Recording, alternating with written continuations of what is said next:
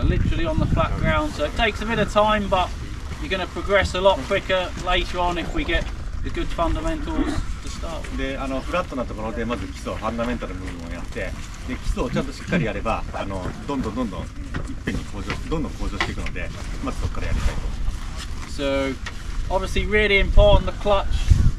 You get a lot of control with the clutch at slow riding, control of the bike, keeping the bike safe. The clutch is what's going to save you. Obviously losing the clutch out, the bike's going to go. So one finger on the clutch if you can, so we can grip the bar. So obviously pulling up, you want a good grip on the bar. One finger. But if you get a little bit tired, sometimes I alternate, but anything where you're pulling on the bars, you need a good grip, one finger. まず一つ目としてクラッチの使い方を今やってもらうと思うんですけど、基本的なところとしてやっぱり指一本でやればですね、ハンドルなんていうの、こうフロントアップしたりやりやすいので、力入れやすいので、まずその基本はワンフィンガーで。So clutch is covered all the time, all riding. I'm always ready with the clutch. で、やっぱりそのクラッチ操作っていうのがライディングの中ですごい重要なので、常にこうクラッチを必要な時に操作できるように、指はかけてる方がいいです。So the brakes, front brake on and off when we need the front brake, but really important as well with the slow riding to be able to ride with the front brake covered. スローライディング、今スローライディングやっていくんですけど、スローライディングでフロントブレーキっていうのがすごい重要で、オンオフっていうよりも、常にこう操作できるように準備しておくのがいいと。And also with the rear brake, it's not just for slowing down, not just for downhills. We can use that to control suspension, to compress as well. で、リアブレーキなんですけど、リアブレーキ止まったり、ダウンヒルでスピードを落とすだけじゃなくて、サスペンションを有効に使ったりですね、そういった時にも使えるので、リアブレーキも重要です。So the first exercise is to cover front brake, rear brake, clutch, working everything at the same time. Makes common sense. We want all the control. で、最初のプラクティスとしては、フロントブレーキとリアブレーキでクラッチ、この、3つの操作を、同時に有効にやっていくということをやりたいと思います。So with the clutch, we're holding it on that biting point, slipping the clutch, small movements. クラッチはもうオンオフっていうオンとオフって感じじゃなくて、ハンクラのつながるポイントがあると思うんですけども、なるべくその可動範囲を少なくして、その部分でうまく使っていく。Just gently pulling front and rear brake. で、フロントもリアブレーキもオンオフじゃなくて、ジェントルになんていうかな、ジェントルに使っていく。ボリュームのつまみを調節するような感じです。スイッチのオンオフじゃなくて、常に指をかけてあって、この微妙にコンマ1ミリ2ミリでもちゃんとコントロール、狭い範囲内でもコントロールして意識しましょうという。And the revs just up a little bit, so just a little bit of revs, but not with the gas. So I mean, moving a lot on and off. So the key is nothing is really aggressive. It's not too much on and off. We're just holding it on that point where we're keeping the bike nice and smooth, controlled, keeping it the same speed. はい。で、スロットルも同じなんですけども、スロットルもオンオフじゃなくて、じわっとですね、やんわりとうまくこの車体が暴れないように、すべての動作をシンクロさせていくように、この狭い範囲で。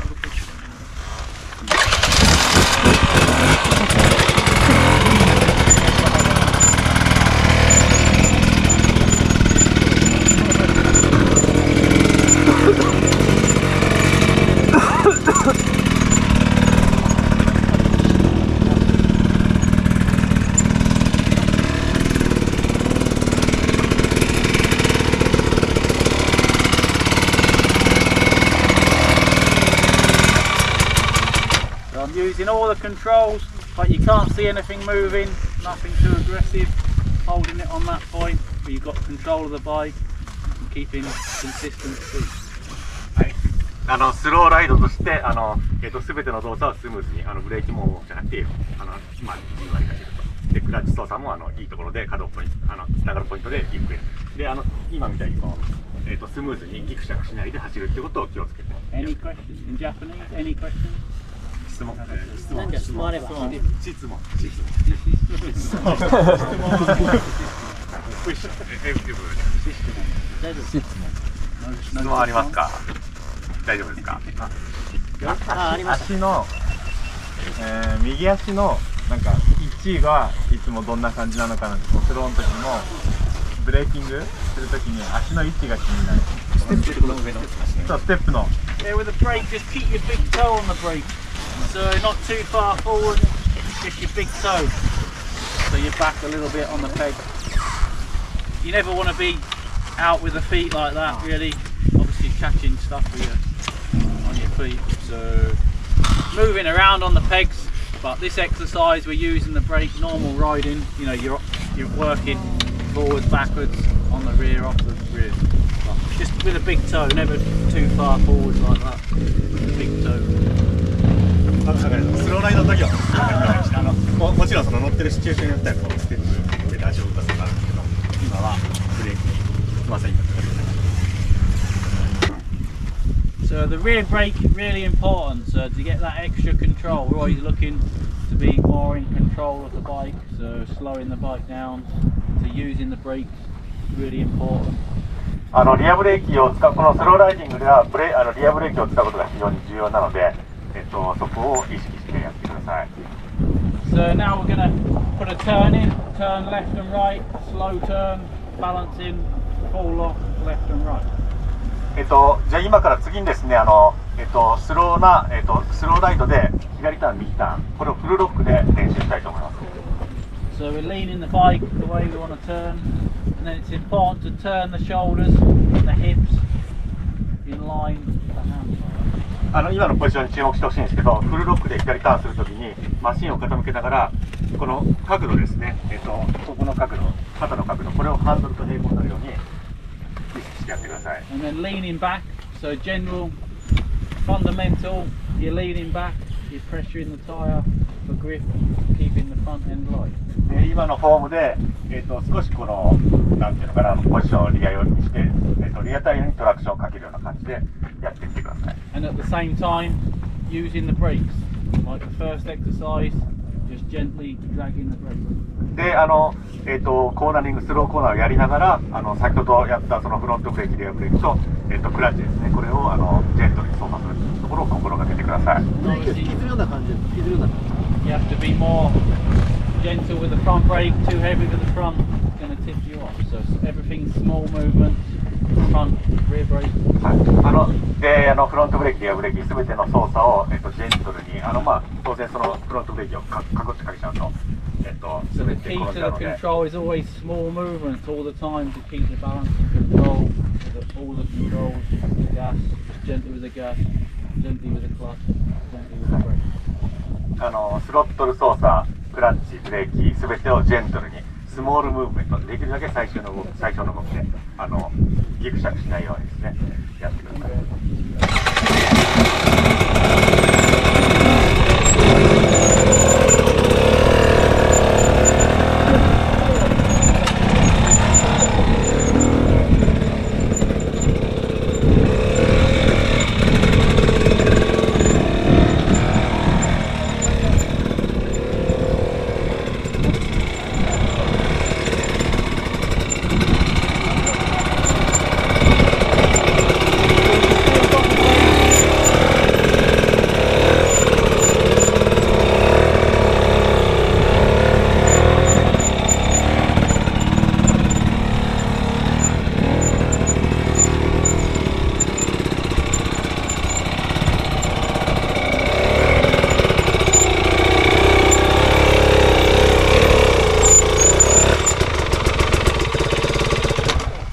With all the controls is really important for the clutch. Any type of slow riding, you need to be able that little bit of control and finesse with the brakes and stuff.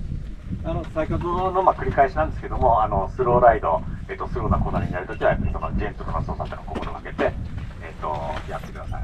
And when you're turning right, obviously it's a little bit more difficult to get on the rear brake. You're in position, stretching the rear brake. It's important when you're going uphill, turning down, you need to get on the rear brake. 右コーナーちょっと難しくて、右コーナーやっぱりその、リアブレーキ、右足がちょっと突っ張り気味になるので、ブレーキ操作難しいんですけど、やっぱりそれはヒルクライム中の右ターンでも重要なので。So the point is, we could do the turns on the flat without the brakes, not leaning the bike, the body position. But when we get in the technical riding, all these key points become more important. So we learn on the flat in an easy way. で難しいセクション、ヒルクライムとか難しいセクションになっていくと、やっぱりそのリアブレーキが重要なんで、フラットなところでは、今無理につかなくても当然走れるんですけども、そのフラットなところでやっぱりそういった操作をちゃんと学んで、できるようになっていけば、難しいところでもちゃんとコントロールして走れるようになると思いますので、基礎が重要なので頑張ってください。ターンの時にその左右のステップ荷重は意識されてるんですか？During the turn, do you highlight your pressure to the both right or left? Yeah, I mean, when you get in a certain position, you're naturally pressuring the pegs. I don't really think about too much pressuring this peg, that peg, but when you're on the outside, probably all the weight's on the inside peg. The inside peg more. Yeah, more pressure on the inside peg. I think more about the hips. It's really important to turn the hips and the shoulders, so you're moving around on the bike. More, higher level riders, we're moving around more on the bike. That's the difference. You've got to be compensating to what the bike's doing, balancing it all the time. If you're just static, you're not going to have as much control. You've got to be working with the bike all the time, moving forwards, backwards, to the side. So your head is almost center, but your hip a little bit outside of the... Yeah, get the weight to the outside because you're leaning the bike in, so you've got to balance it, and then shoulders, hips, handlebars, turn. Thank you. これハンドルバーと腰と肩は同じようにターンさせるんですけれども、その時体をバランスを取るために少し押し外側にいるので、先ほど内側の足もSo there's certain key points that if you remember apply to so many techniques. So obviously leaning back, pressuring the tyre, turning the hips, turning the shoulders, covering the brakes. Some really important fundamentals that apply to so many techniques. Once you kind of think, you start to think, you become more aware of what you're doing on the bike. You're thinking about the brakes, your body position, flexing the legs, and then you learn a lot quicker. You've got to tackling some rocks or whatever it is. You can do it wrong, and then you think, you start to think, what do I need to do? Do I need to slip the clutch more, lean back, pull on the bars, turn the body position? So you learn a lot quicker once you've understood the fundamentals. 基本ができていれば難しいセクションに行ってもその応用で超えていくことができるので、まずは基本のそういうクラッチの使い方、舵のかけ方、そのあたりをメインにやっていきましょう。By the end of the day, you're going to be ready for Erzberg, Romania. Go to goal. 今日終わったらルーマニアックス行けるようになるぜって言ってます。So we could ride in and out of the rock, no problem. Got to do your body position. But a better one is to take the front wheel around the rock and back wheel opposite side. So we've got to keep the line of the wheels, and when we're turning through a rocky section, I'm always thinking a line for the front wheel, a line for the rear wheel, because obviously front is taking a wider line than the rear. And this is replicating a real situation in the rocks. You've got to keep the line, keep the bike where you want it, get your body position. ロックセクションとか走るときっていうのは、フロントタイヤがどこ通るか、リアタイヤがどこ通るかっていうのがすごい重要になるので、それの練習にすごい役立つんですけども、この石を使って、普通はこのスラローみたいにやりますけど、今ちょっと見せてくれたように、フロントタイヤを外側、リアタイヤを内側、そういう感じで練習すると、タイヤがどこ通るかっていうのをよくわかると思いますので、実践に役立つと思います。So turning the front close to the rock so the rear clears, and then obviously you've got to transition, lean the bike the other way, transition, turn the hips, twist the body to keep the line, good line. で、石のところ通過するときにフロントタイヤをできるだけギリギリ近くのところを通過させて、でリアタイヤを自分の思うところに通過させるっていうことをやってください。So now we've got a fixed line, the technique becomes more important. In the open, it didn't matter too much, but now the technique's got to be better. Again, using the brakes.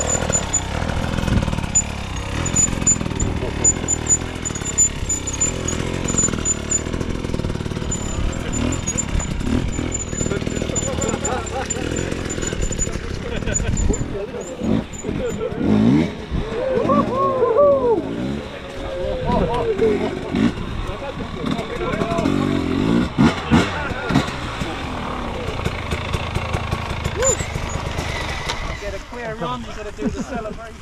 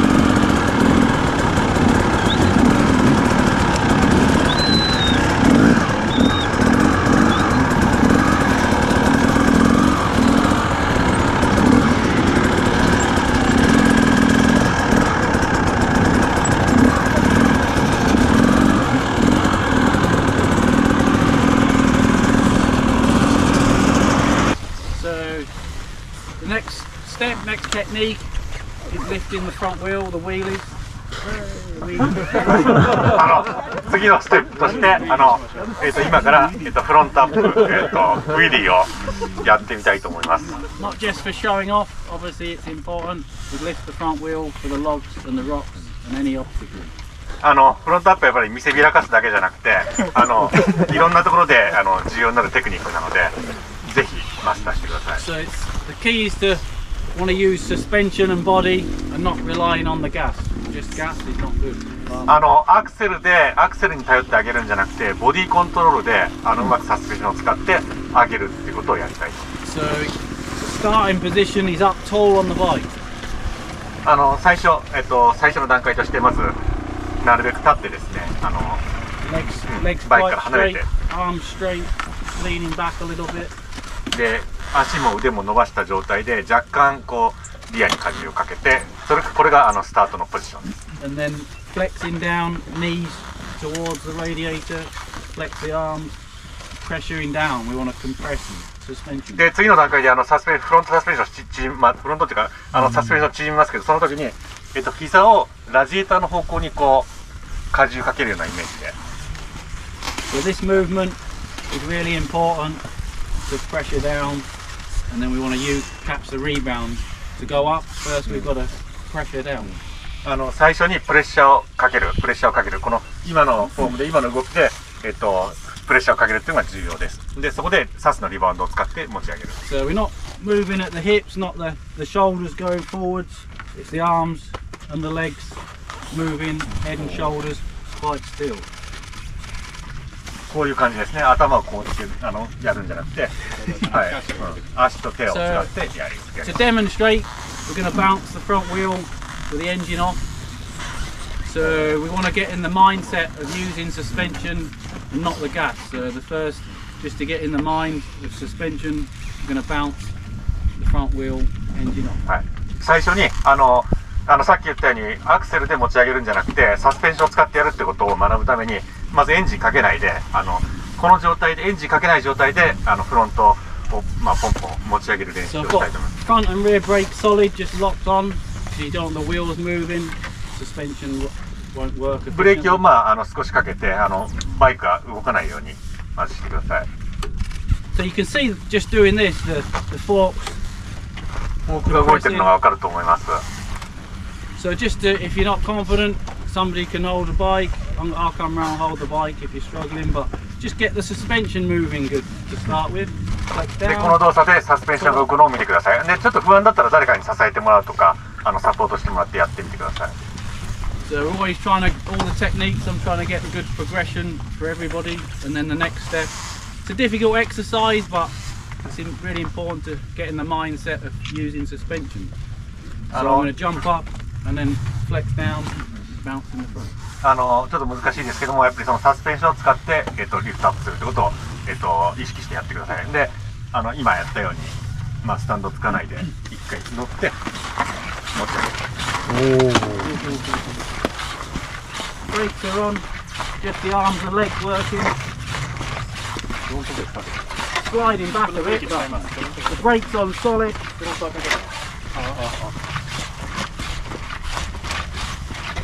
これ前後フルロックで And then keep going until the lungs start working as well.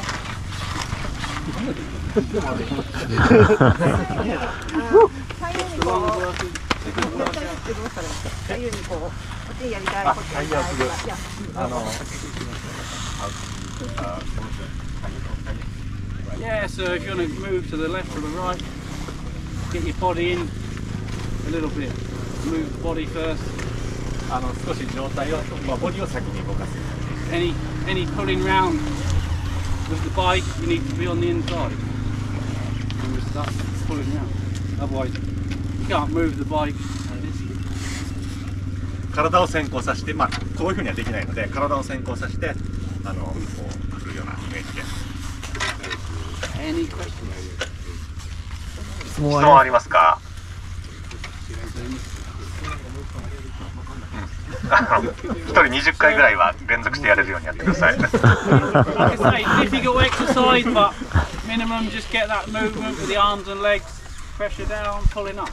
これちょっと難しい練習なんですけども、体の動作っていうのはさっきのムーブメントですね。これを意識して、やってください。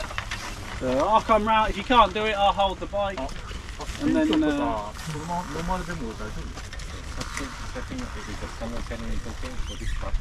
yeah, it's all in the technique. No excuses for suspension. I'm good at excuses as well, but you know. Everybody's got excuses. How much did you use muscle during the rebound? Yeah, it's all, you know, the main thing is the legs. You start to feel it in the legs, pressure with the legs. So muscles, big muscles in the legs. We want to use them muscles to pressure down and pulling up. But it's all physical, so in reality afterwards it's easier, but This is difficult, it's all using the body, but if we go straight in to do the wheelies, it's difficult to explain exactly the movement of the body. Everybody's thinking the gas, not. First, push down. Any obstacle, logs, rocks, whatever it is, first you flex down. Start up tall, flex down, pull up. Thank you. 特にサスを沈めるときに強い踏み込む力は強くお願いしますね。膝はラジエーターの方に。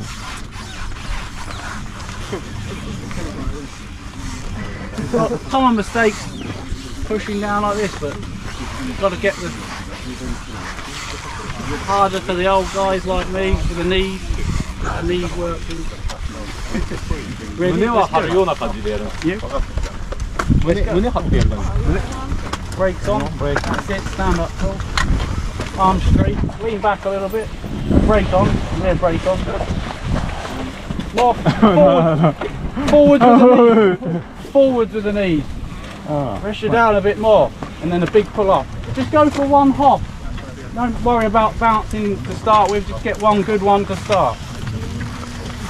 何？やるんじゃなくて一発こうホップする、1ホップすることをまずやってみましょうっていうこと。 Back a little bit with the foot. Start back. Maximum down. Big pull up. Good. Came off the ground. Once you've got that one, that feeling of that, the rebound. Came off the ground good. How about to push, pull up? Do you use the Think more about pushing on top of the bars and then pulling up. That transition from pressure down to pulling up, and at the same time extending the legs. Think about pushing and pulling the line of the forks, obviously. If you're and you don't want to sit down into the back too much, you want to be pressuring forwards, so you're pushing on the front a little bit. But that was good. One hop is good. That's all we need. So just with the rear brake, the forks are compressing. Now I'm going to use front brake as well, and it obviously compressing each.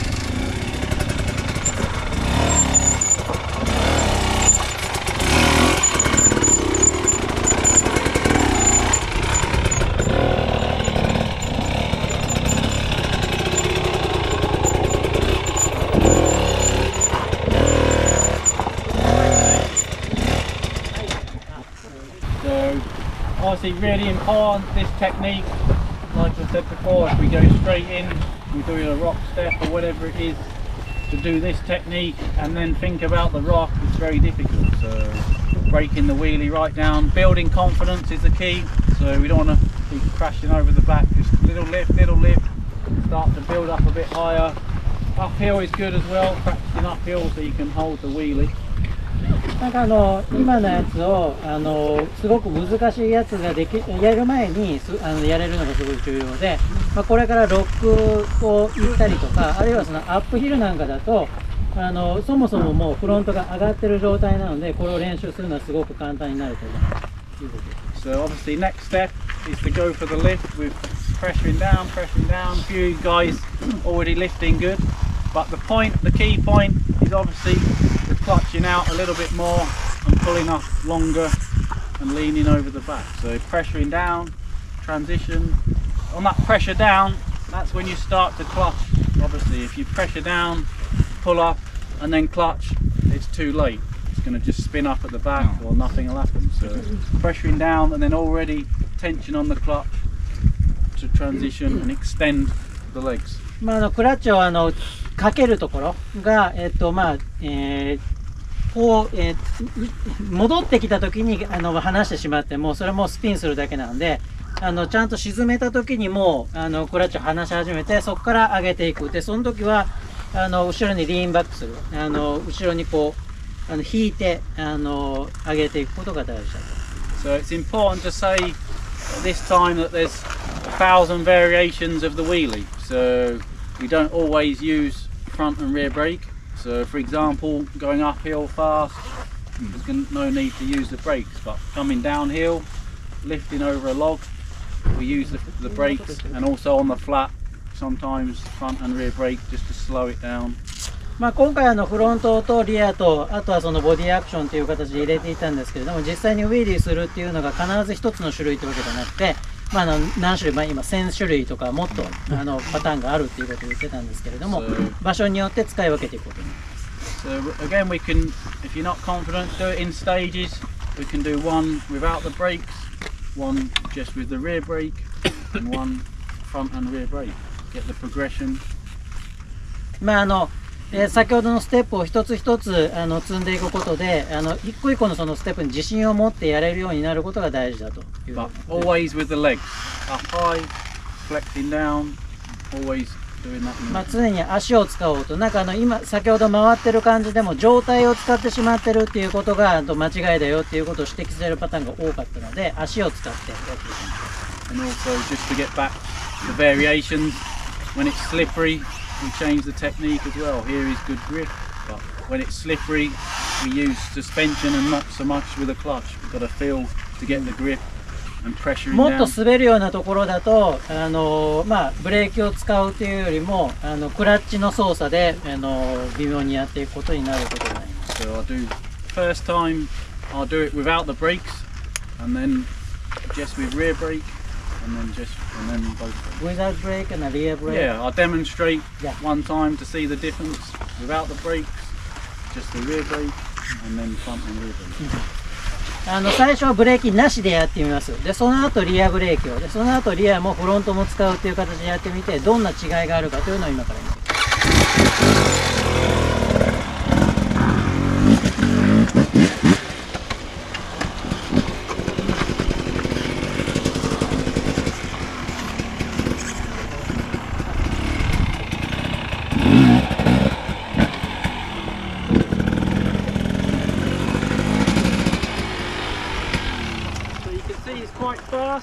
Now with the rear brake.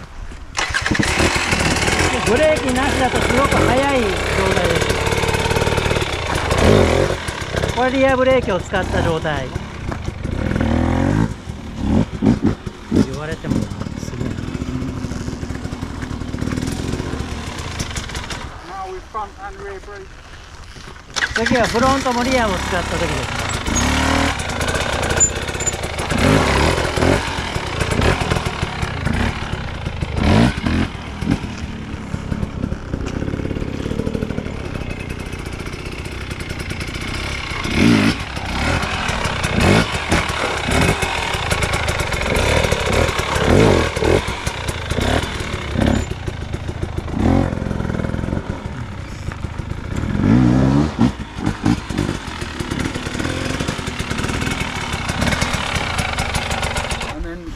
If you want to carry the wheelie on, stay leaning back. Come to a point where you can balance it. Stay leaning back. It's the clutch that's going to control the front. まあウィリーした状態で前に進めたいということであれば、バランスポイントに持っていくために随分後ろにかけた上で、その状態のバランスを取るのはもうクラッチの操作でやっていきます。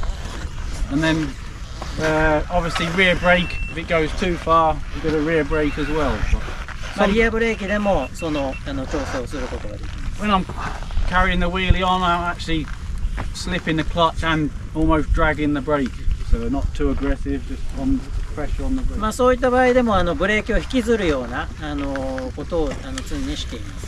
And another variation is using the seat. So you could sit down, pressure the brakes, sit on the seat, pressure down, pull up. Sometimes we do it, but when you're sat on the seat, you've lost a little bit of control. Obviously with the legs hitting an obstacle, sat down, it's that you've lost a little bit of control. Can be a bit dangerous, but sometimes we do it, you know, when we're coming in, we're in a little bit of trouble, pressure down, use the seat, but you never have as much control sat down. シートを使って上げるというようなパターンもあるんですけれども、その場合はちょっとコントロールが非常にしにくいということで、それよりはスタンディングの状態から足を使ってっていう方がコントロールをしやすいです。Like, understand the fundamental, get the fundamental, simple wheelie, and then you start to use your variations. まあ、非常に基礎のところの、まあ、フロントアップウィーリーを、習得してからそこからバリエーションを考えていきましょう。And then if you want to do a wheelie in a circle, lean the bike in, get to the side of the seat, and just get the lean, like the turning on the flat. Just up まあ、ウ there, ィーリ just ーサ lean ーク it ル in. について今言ってるんですけども、その場合は、まあ、体をこう今見せてくれたように傾けつつ回っていくというような感じになります。 Get the progression, and then by 3 o'clock this afternoon, everybody will be going in circles. まあ、午後3時になったらみんなぐるぐる回れるように。午後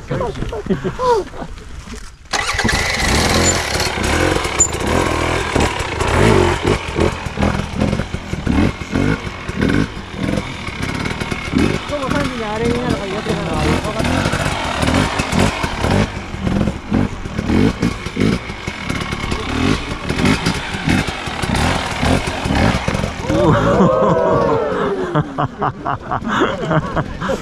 I noticed he doesn't use the front brake when he's wheeling.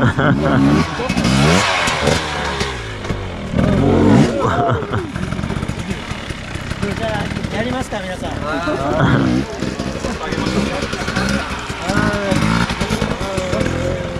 トラッシュだったらまだできんだけどな。エンデューロバイクじゃちょっと難しいんだよ。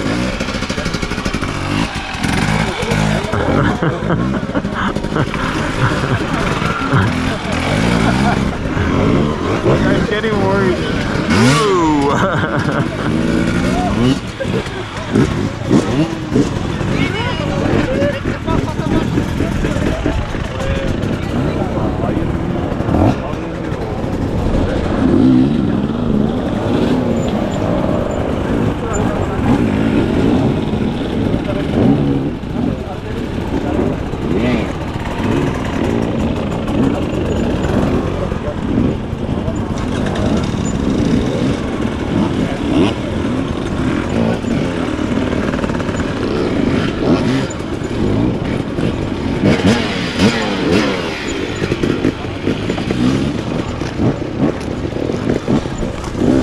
What happened to your handlebars? Oh, I was trying to do wheelies.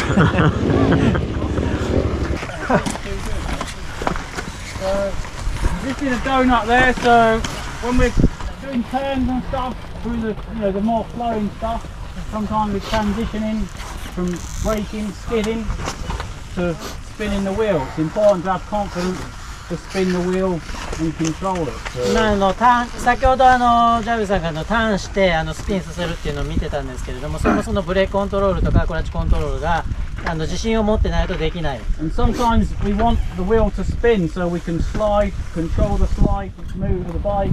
まあ、場合によってはさっきみたいにそのスライドを意図的にスライドさせなきゃいけないということもあるので、 So literally we're going to go along, turn in a little bit, brake, skid, slide the bike a little bit, and then transition to clutching and a bit of gas to keep the wheel spinning afterwards. まあ、ターンをさせてぐっとブレーキを踏んで、その時にまあ、ガスを入れてアクセルと、まあ、クラッチを入れて、まあ、そこで加速をさせて滑らせる。 So it's the opposite, obviously, of pressuring down, trying to find grip. We're trying to obviously spin the wheel, so we want to take weight off the front a little bit, off the rear, so we come forward to take the weight off. まあ、先ほどトラクションをかけるっていう話をしてましたけれども、スピンをさせるっていうことはトラクションを抜かなきゃいけないので、状態を上げて後ろをまあフリーにさせてあげる。 So probably the guys with soft tyres, really soft tyres, probably you want to go to the slippery loose stuff, because here will probably grip too much. まあかなりグリップするタイヤを使っている人は相当滑るようなところじゃないとこれが実現できない可能性があるので、場所をちょっと選んでやってみましょう。 And when I'm doing the donut, I'm actually flipping the throttle, because you can't just keep the gas full, you've got to work with the throttle to keep control, to control the spin of the rear まあ、 wheel. コントロールをするためにアクセルをグリッピングを微妙にさせていくっていうことをしている、感じになってました。 The clutch, braking, and then to get the wheel to spin, obviously we're aggressive with the clutch. A little fight with the clutch to keep it spinning. まあ、スピンをさせるためにそのクラッチでスピードの調整をするようにしていきます。the opposite of obviously finding grip. Finding grip is smooth with the clutch, pressure the rear. Now we're aggressive. まあ先ほどやっていたグリップをする、状態からやっていくのと全く逆の操作。So sometimes we do spin the wheel. There's two ways to find grip. On the hill climbs, low rev, low rev, and then sometimes if it's loose, some of these loose climbs or deep mud, you go up a gear and then thump it, get the wheel spinning and just power. Quite often it's a mix. Power it, spin, and then burr. ヒルクライムなんかの時は下がすごく緩い状態だったりすると、そこでグリップさせても前に進むことはできないので、もうあえてスピンをさせてパワーで前に出す。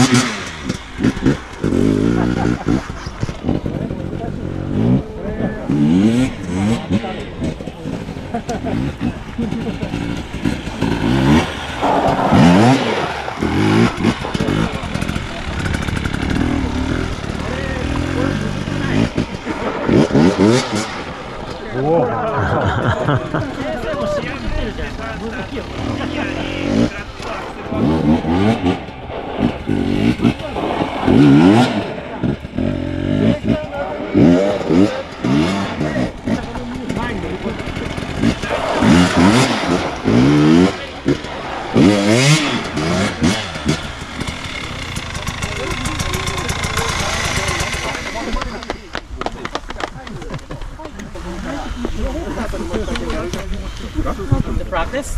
Okay. The first, the brake and down, and then put the lever on. Yeah, get the progress, just braking, transitioning to spinning. Braking to spinning. ブレーキしてブレーキターンをかけて、滑り出したっていうところでそこから開けてったりすることで、スピンをするということを感じることがトランジション。フロントはかけてます軽く。So do you use front brake? No, just rear brake. Just rear brake. Rear brake だけだと。So on the, like I say, on the tight turns in the trees, it's quite often I'm braking and then gassing. So that quick transition from brake to gas to a bit of a spin is important. ブレーキかなりギュッてかけてからそこからアクセルを開けるっていうところがすごい大事なところです。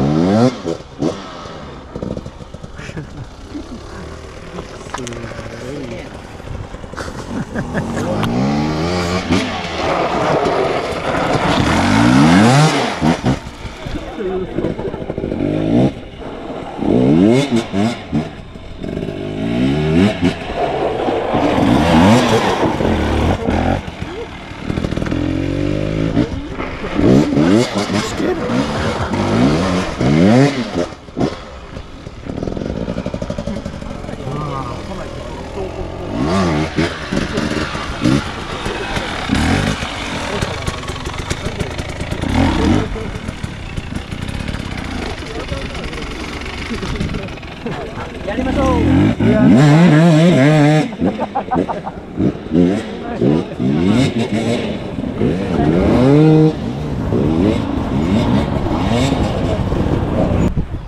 So the next exercise is a mix of the turn and the lift. 次はミックス基礎のミックスになってきますんで、ターンとフロントアップを同時にやっていきます。So when I'm riding through the technical sections, I'm turning. Quite often, obviously, your front wheel comes to a rock. You've got to lift and turn at the same time. セクションでもターンしていって最後のところがセクションがあればそこでターンしながらフロントを上げながらいけることがありますので、そういったところやっていきます。This technique of turning and lifting, having the front wheel high, keeps front end obviously from digging in, and keeps pressure on the rear tyre as well. So it's a really good way. Quite often I'm looking to get the front wheel up high when I'm turning, keep the footrest out of trouble, pressure on the rear tyre. フロントを上げたままこうターンしていくことによってそういうセクションを取るだけじゃなくてリアタイヤにトラクションをかけ続けることができるのでかなり有効なテクニックになってくると思います。So again, we do this in a fundamental way. It can be a rock, a tyre, whatever it is. We're going to come in, flex down, front wheel on, back wheel, turn on. ここで言えばフロントホイールはセクションの上をこう通るような形になりますけどリアタイヤはこの低いところをね通していくような形にして練習していきたいと思います。 So you don't need to be wheeling from right back here. I call it helping the front wheel on. So quite often we use the wheelie technique just to take weight off the front wheel, not necessarily in the air, not just to take weight off, just to help it onto the rock. Pressure down, lift up onto the rock. You've got to flex down just to take the weight. Help the front wheel on. このセクションであれば、フロントを意識的に上げるというよりもフロントから抜重すれば十分です。そうすれば、この上をなぞっていくことができます。So you can vary it up, get the progression, easier one, more difficult. You can come in here, bigger lift, more precise, onto the top, roll it up. Every rock's different, every situation's different when you're riding through the technical. The key point still applies from all the exercises this morning. You've got the legs, you've got the brakes, you've got the turning position. Now it's a combination of all them key points to put it together. こちらでいけばもうちょっと正確にピンポイントにフロント当てる必要がありますしフロント上げる必要があります。いずれにせよフロント前後のブレーキクラッチあとはサスペンションのされたこれが大事になってきますのでそこをキーポイントに意識しながらやってみてください。 You've got progression of different rocks, different sizes, and then the next progression as well. Front wheel on, flex again, float in the front wheel. フロントを当てた後に上げたままねターンできるように意識してみてく So ださい。 that float in the front wheel again is important.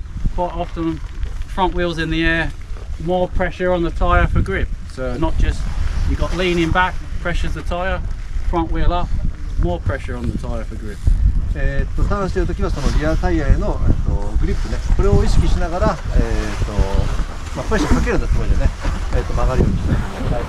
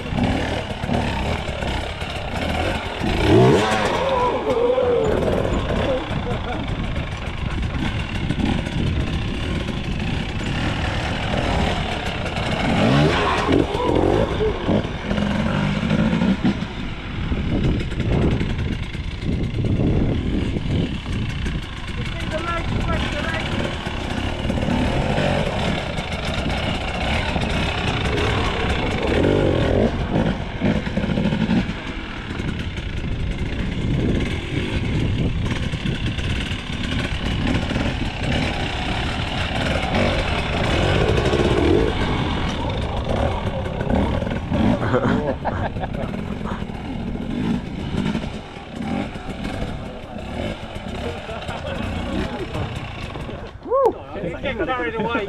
Tell me to stop and then you can. So we move on to the tyres now, a little bit bigger step. So quite good. Different severities, different options. Obviously easier ones, smaller steps. So start with the easier ones obviously, but like I say, any step is quite a slope up, not much of a step, but you know, you've got to carry the front wheel a little bit. So, but still coming in on this bit before the step, still flexing down, still use that technique. You can almost hit the front wheel into it.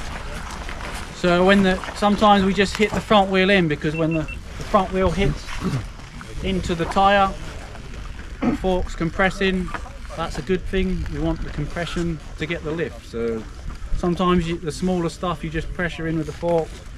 But as long as you flex down before, pressure in, pull up, lean back. Again, you don't want to spin up on here, so front wheel up, leaning back, pressure on the tyre. Pressure on the tyre, feet down. As it's coming down, you need to flex again. So you've extended, pulling up, down, pressure down, pull up again. まず簡単かは分かんないけど、簡単なところだと、まあ先ほど練習した基礎のように、まあちゃんとプレッシャーをかけてあげて、このきっかけを使って、まあ上げてあげると。フロントアップをして、でかつ上げていくんだけど、ここでスリップさせないで、しっかりフロントが上がった状態をキープして向こうまで行って、しかも向こうに落ちた時に同じような動作をもう一回しなきゃいけない。Should we do the technique of getting the bike out of the tyre? When the front wheel's in, if you're in, you've got to front wheel. So move on to the next step. Obviously, a bigger step, more technical. You've got the right angled step, so but the same, you know, fundamental applies. You've got to pressure down, pick a point, so you can pressure down. なるほど。きっかけがないから、このフロントを上げる距離、まあ言ったら場所をしっかり定めてないと。どこからがいいのか。So, you know, you don't want to be lifting too close here because it's going to dig in, and you don't want to be lifting back here too far. You can lift back here, but no, not as much precision. So at this point, start to pressure down, lift up at this point, down there, lift up, and then you need to touch the front wheel, pressure in with the front. So you push down. 近くに過ぎてもフロントを高く上げなきゃ急に上げなきゃいけないし、遠すぎると上げすぎて落として当てなきゃいけないから、適切な距離からやるっていうのと、適切な距離からしっかりさっきの動きをやりながら入るんだけど、フロントを当てる場所っていうのが大事です。Obviously, if you miss the front wheel wheelie into it, you back it, and then obviously it comes down. But it is possible to wheelie into it, but you're going to be going faster and less precision. So if you touch the front wheel, obviously slows it down, pressure in, pull up, push in, and then as you're pulling up, extend the legs, and then that back wheel will go up nice. この場所で、サスを沈めてください。で、ここでフロントが上がります。で、当てます。で、バイクが上がるときに足を伸ばしてください。するとギアがついてくる。すごいなんかそれその通りにやればできるって感じだけど、でもこれが多分言いたいのは、さっきまでやってたことの総合的な動きを合わせたらこれが簡単になるよっていう話です。And then obviously you want the front, you're going off there, the front wheel pressure down, as it comes down, pressure in, and then use that pressure down to lift. So, you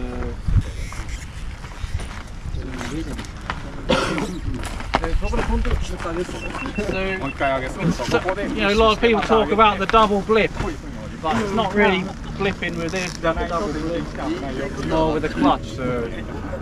And you can vary it again, you can do varying speeds, obviously slowing it right down, there's more of a blip.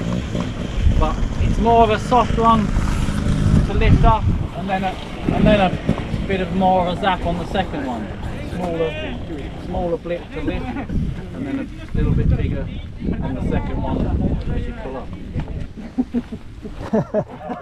みんななんで苦笑いしてるんですか？誰も説明しないけど大丈夫です。分かってるってことです。分かってるってことです。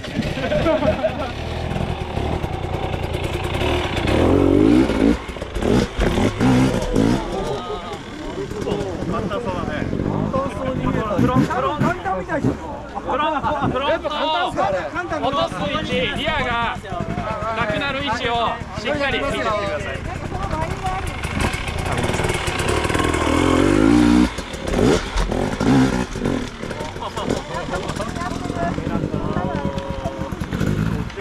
スピードを持ってしっかり入ってきて、それに対してしっかりモーションを合わせる。でしっかりフロントが上がるんで、そのアクセルワークが暗くなる。ほとんど書いてないですよね。アクセル楽に開けてるわけじゃなくて、しっかりパワーをしっかり引き出してクラッチでコントロールして転がしてるっていうイメージです。So this one not really using the brake. This one maybe a little bit of rear brake. Slow it down.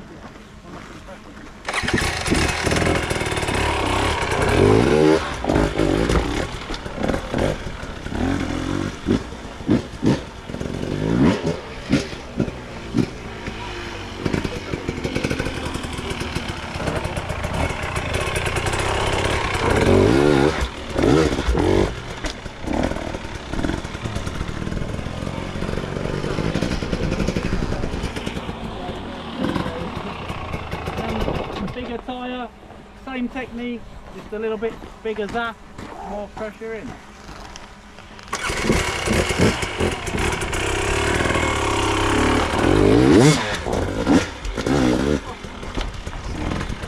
きくなればなるほどしっかりコンプレッション、しっかり勢いをつけて当てないと上がってこないから、しっかりそこの使い分けをしましょう。So the first lift was the same, and then the second one more aggressive, bigger steps and bigger lift.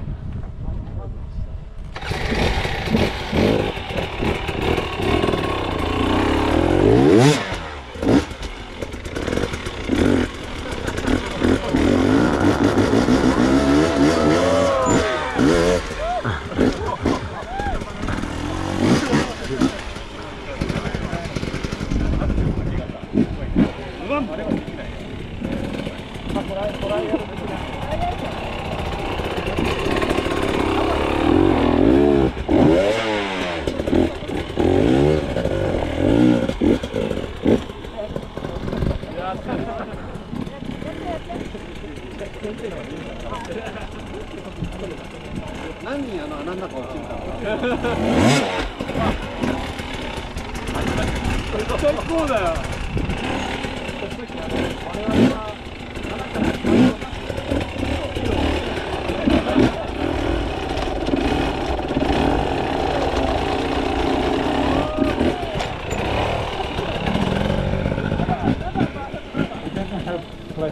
He is the clutch. Be the clutch.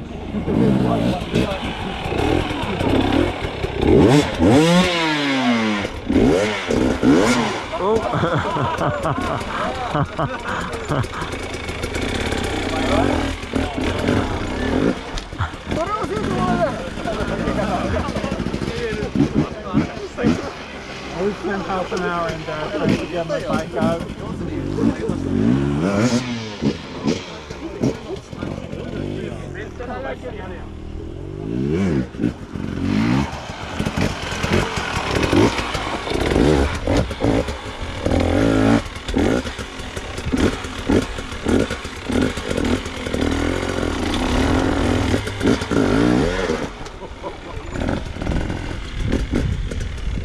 Ground, steepness, so you know the fundamentals always apply. So generally speaking, you know, questions sat down or standing up.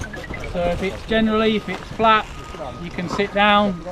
But as soon as you've got some bumps and, you know, where you've got to work with the legs more or something coming in like this, very difficult to sit down into that because it's going to kick you up. So you've got to stand up, use the legs when you hit it because it's got a bit of a step, and then once it's down, probably still standing up. The standing position is knees forwards and then leaning back sometimes when it's like that. But obviously when it's steps and rocky, you've got to work with the legs and then gas in with the throttle. ヒルクライムによって違うんですけれども、このヒルクライムの場合は、最初登り始めのとこからかなり立っているんで、座ったままだと弾かれてしまいますから、スタンディングの方がいいと思います。 So sometimes I don't even know. It depends. You're always reacting to what the bike's going to do. So, but I know I'm going to stand up on the first bit, and then depending how it feels, how it's going, I might sit down or stay standing up on the top bit. So that's stood up and sat down, and then, like I said before, there's two ways to find grip. You've got where you go in a little bit slower, and then you've got spinning the wheel. So this stuff looks difficult to drive with low revs. You're just going to power it, get the wheel spinning, and then driving away. But you've always got to be ready with the clutch and getting the power on the clutch, because you don't want too low a gear where it's revving out and too high a gear where it's not pulling. But you're always compensating the power with the clutch, so you've got it there. But obviously too high a gear, the clutch is not going to help you either, and too low a gear, it's going to rev out too quickly and not get enough spin to the rear wheel. このヒルクライムはそれほどグリップ良さそうではないので、書くようなもうしっかりとスロットルを開けたヒルクライムが必要になってくると思います。でもそういった場合でもクラッチは使うことがありますから、必ず指をかけておいていつでも使えるようにしておいてください。So obviously if you do this in second and then starts to slow up near the top, you're going to have to clutch more, but be prepared to change the gears as well. So as soon as you starts to die a little bit, change down the gears and picking up speed, changing up the gears obviously. 特に、長いヒルクライムの上の方に行った時に減速してきた時は場合によってはギアを下げることがありますから、そういったことにも備えて、クラッチは手に添えておいてください。 And when we're going slow, we can sit back on the seat, low revs, dangling the feet, but you can't power it when you're sat back on the seat. So if you're sat down and powering it, you've got to get up a little bit.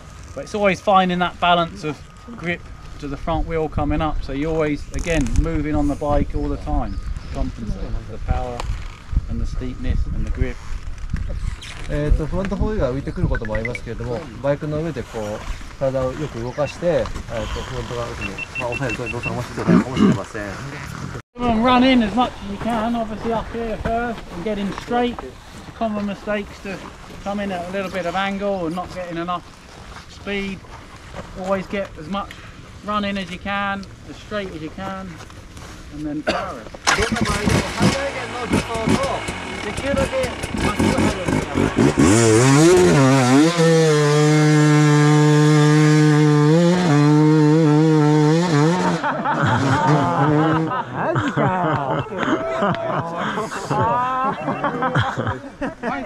あれウィーリーしてた最後。 Again, you never know how much grip there is, and it was digging in, so all I could do was just keep it pinned, and it just gradually went up. But I didn't know before I hit it how it was going to go. I just hit it as best as I can with my legs, and then reacted and to how much power was there. Which shifting gear do you use? So that was second. I've lowered the gear in as well. Could probably would go in third as well. But because it's so loose, you're probably looking for something solid as well when you're looking for the line a little bit. It might get worse as it gets looser, might get worse. It's kind of solid and then it's chewing up a little bit. 1足の場合もあるけど、今日は2足でやってます。 But you can see already the step's gone out of it a little bit now. So that's obviously the best line, there's not as much step, but because you're running into from the flat, you've still got to use your legs on that impact as you're going into it. You don't want to bounce off at all with the rear, because obviously when the rear comes up, you're not getting the power down. So it's about keeping the back wheel on the ground, obviously straight, And then I think I was sat down then, just powering, just keeping it wide open, and just wait, keep it as straight as you can.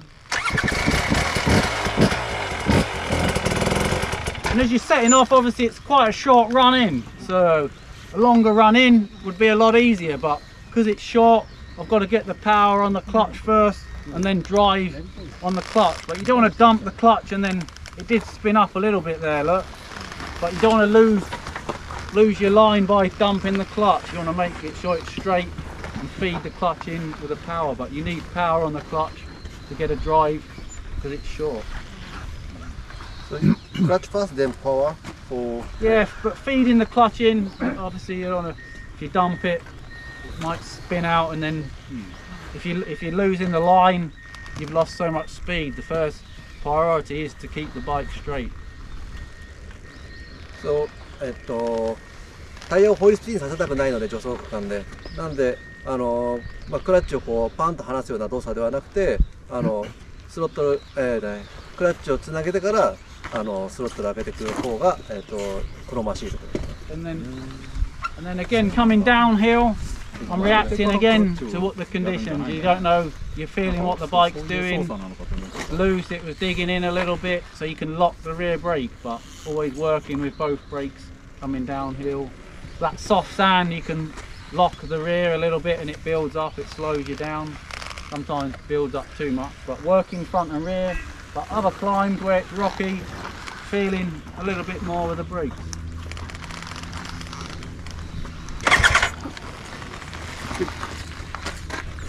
Could you demonstrate one more time, please?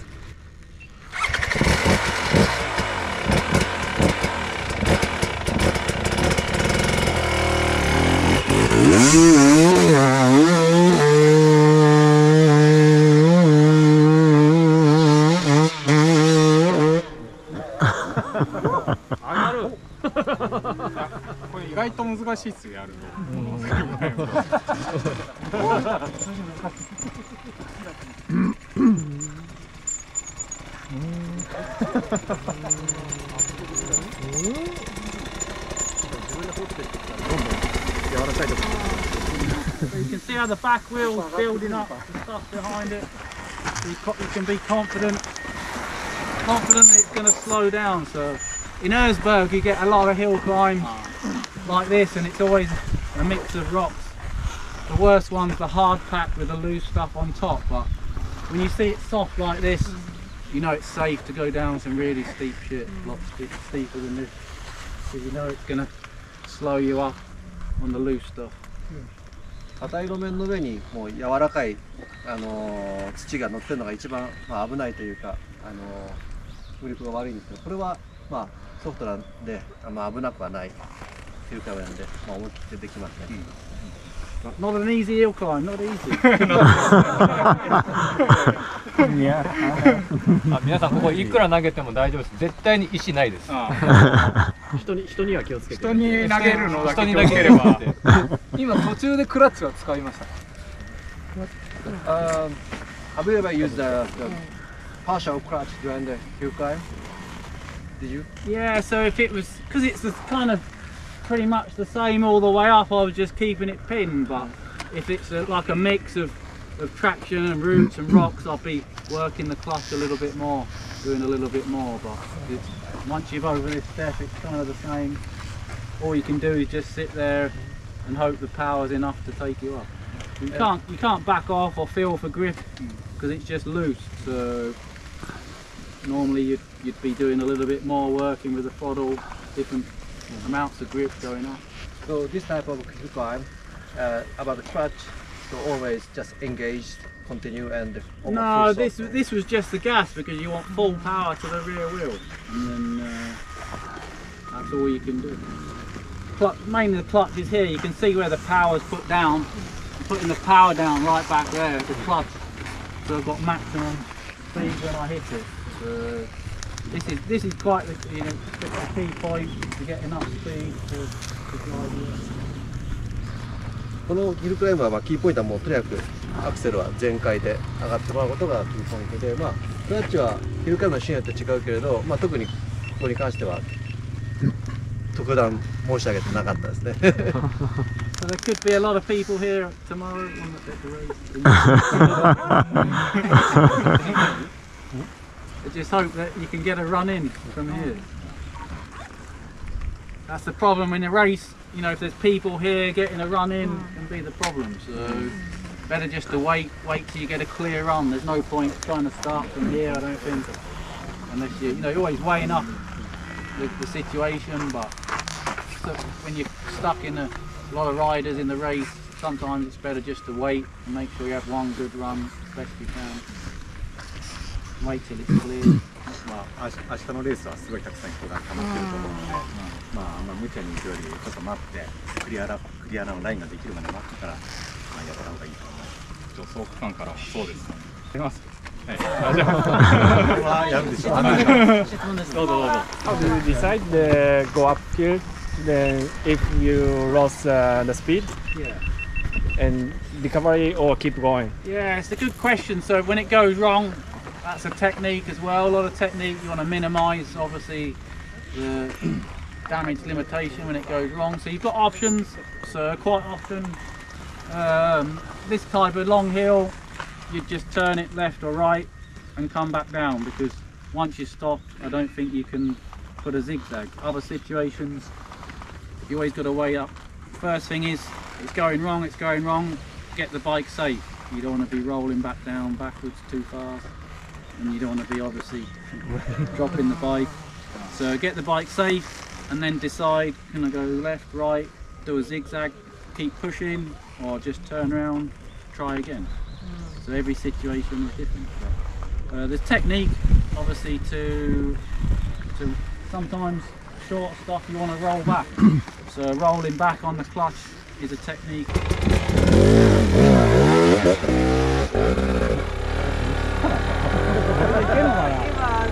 やんないでしょ。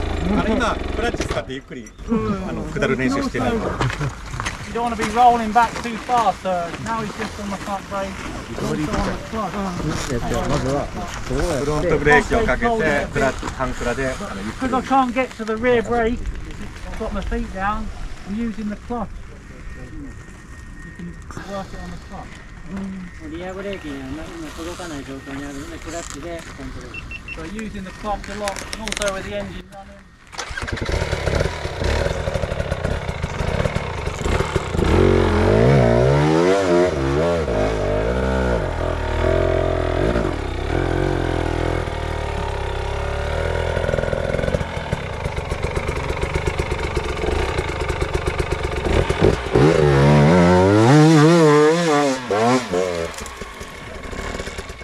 And then same again on the clutch, turn the wheel, slide it down.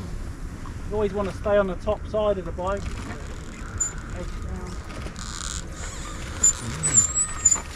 最初に質問したのは上がれるか上がれないかどうやって判断するのかっていうところから、今ちょっとリカバリーっていうところに来ました。一旦バイクをちゃんとしつけて置いてから判断しなさいということを最初に言って、そこからリカバリーの話。で、リカバリーで横にターンして、リカバリーする場合は体は常に山側高い方に置いて、それからターンをする、切り返しを行うようにしてください。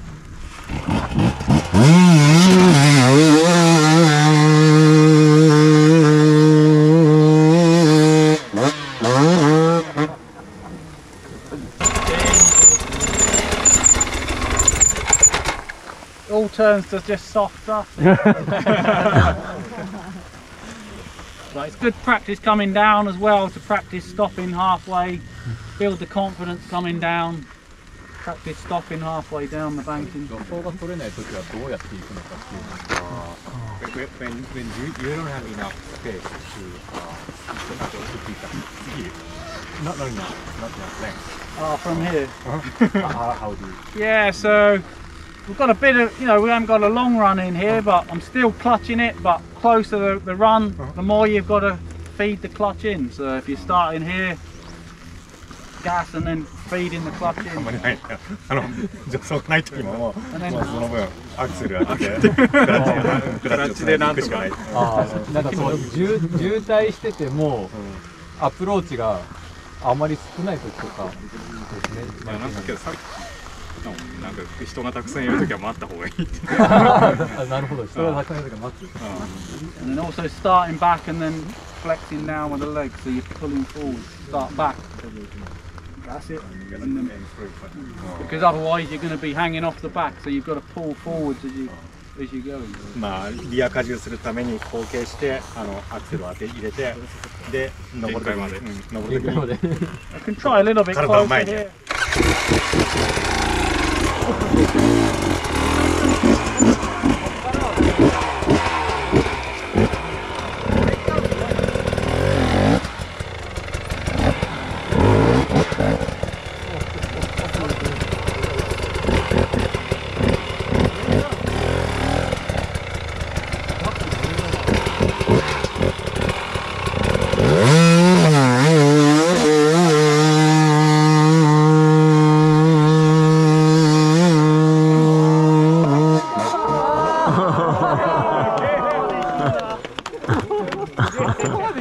マジかよ。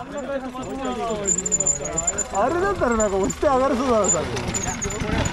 あ、ほんと。ダメ。前に一回進まない。もう一回やる。もう一回やる。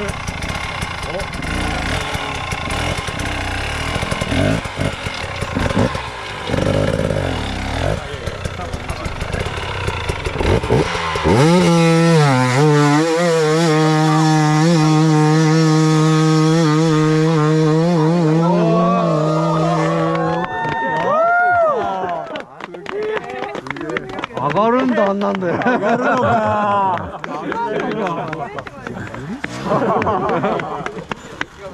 いやすごいね、あの距離でいけるか。いやなんかやってみよう。すごい。半分ですよね。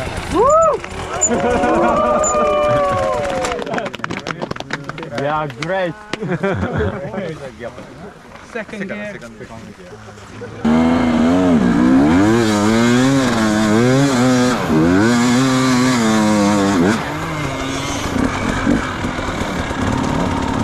So this is a little bit different hill. Obviously the last one was keeping it full gas, but this one with the rocks here, got to stand up a lot more, work with the legs, get the speed coming in, gas it before, and then work with the throttle. So you're working gas in, flexing the legs. さっきの前回の上りとはちょっと違って、ここはしっかりスピードをつけていってアクセルは合わせていく感じ。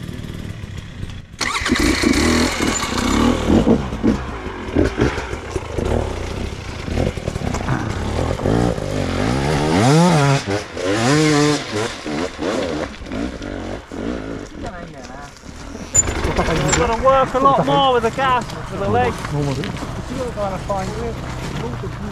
あとステップをしっかり踏んでいくことが意識してください。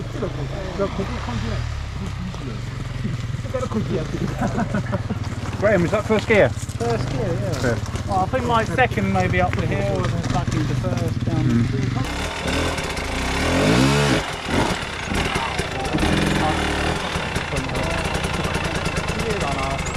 Quickly got the feet, whatever position, get the feet up. Maybe move a bit of a rock out.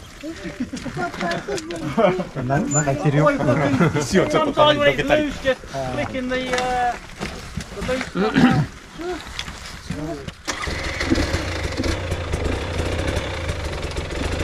あれも残ってたのかな。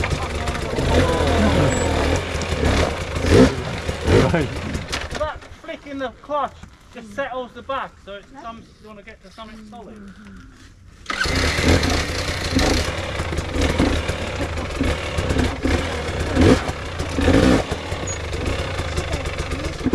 And then same technique. I'm going to start back.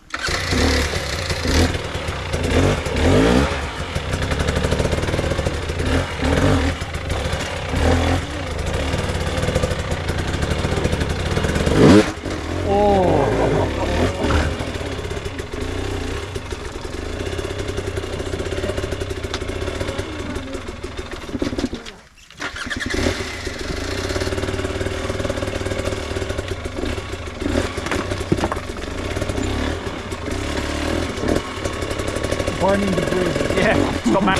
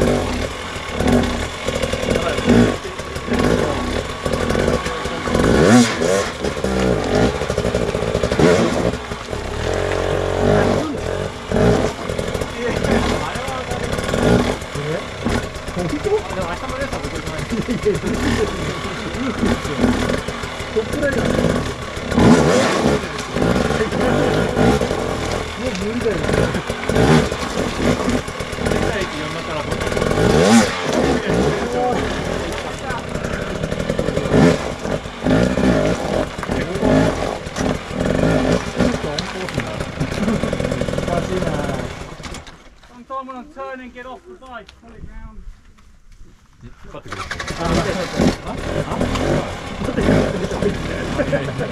時折バイク自由に降りろっていう。じゃあそれで向きを変えればいい。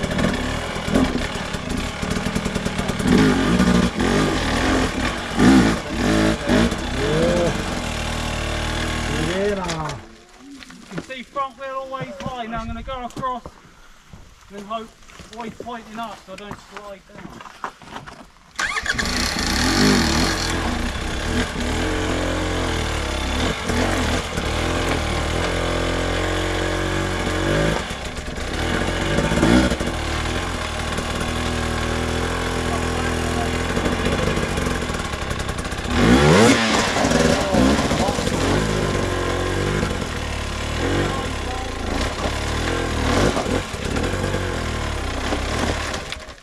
When I'm pushing, always getting behind the bars, getting your feet to push.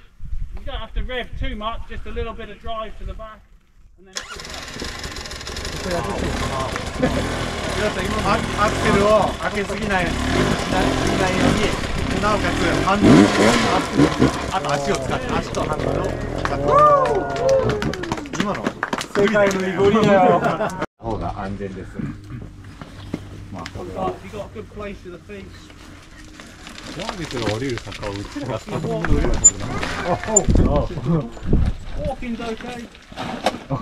危ない危ない。 But also, if you're on riding, get the rear brake, get your feet good, get your feet.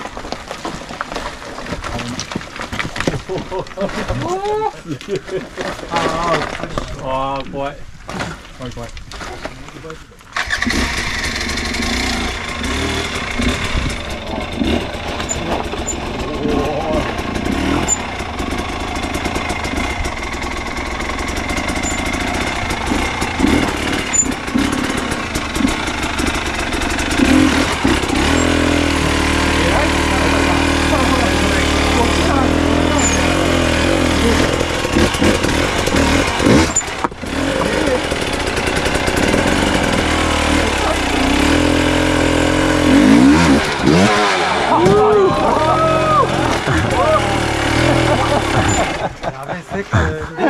Just making sure you've got a good place for the back and a good place for the front.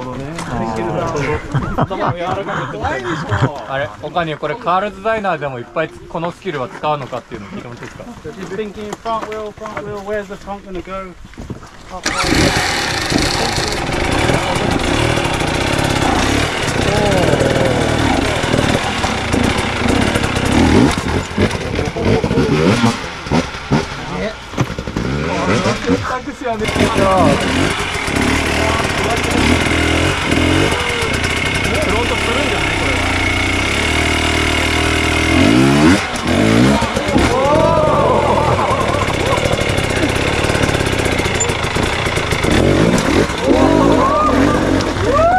マジでその点に当てる。